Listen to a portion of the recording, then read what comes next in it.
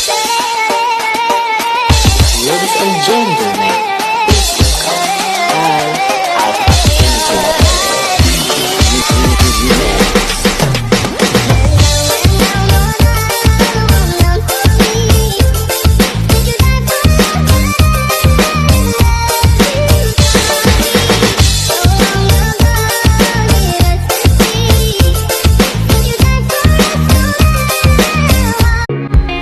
I want you out in the pouring rain. I want you down on your knees, praying to God that I feel the same. I'm right here, baby, so please